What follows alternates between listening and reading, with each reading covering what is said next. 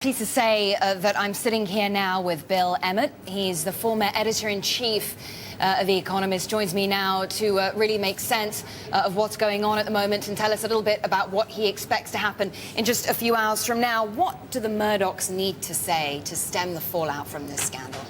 Well, I think that they need to do two things. They need to continue to sound very apologetic, very contrite, very regretful, very conscious of the magnitude of what's happened in their organization.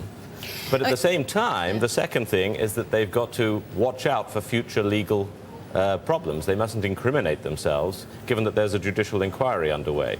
So I don't think they can be very transparent about facts and details and dates and all of that sort of thing, but they want to be contrite.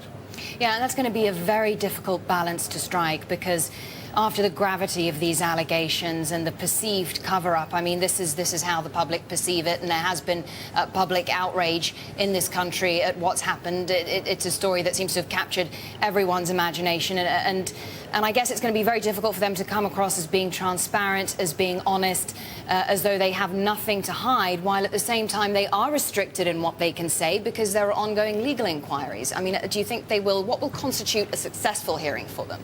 I think a success for them will be to get the answer they want out, which is to say, we are doing everything we possibly can, we're spending every bit of money we possibly can, we're emptying every cupboard, every email file, everything that we can in order to deal with this and expose the full extent of it. They've got to look as if they are planning for the future of a cleaning of the stables, while avoiding incriminating themselves about the past, which will be what the MPs will be trying to question them about as much as possible. And that's going to be really difficult when there have already been admissions that they paid people off, essentially hush money, I should say. They paid people off police, and also people that were alleged to have been involved in the phone hacking, potential witnesses, one man by the name of Gordon Taylor, for example. So talk to me a little bit about the perception out there about how widespread phone hacking is within News International and possibly beyond. How difficult is it going to be to quell that perception? Well, I think that most people in the media believe that phone hacking and other illegal behavior is very widespread in the tabloid press in Britain, not just at News International.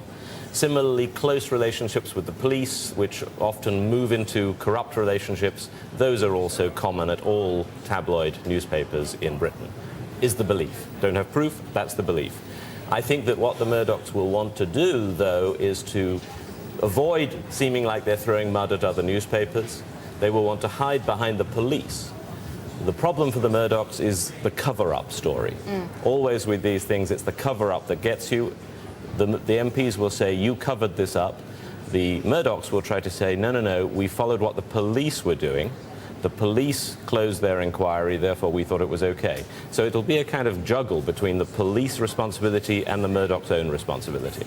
Really interesting to get your thoughts, your analysis on the substance of the hearing later on today. Thank you very much indeed, Bill Emmott, there, former editor-in-chief of The Economist.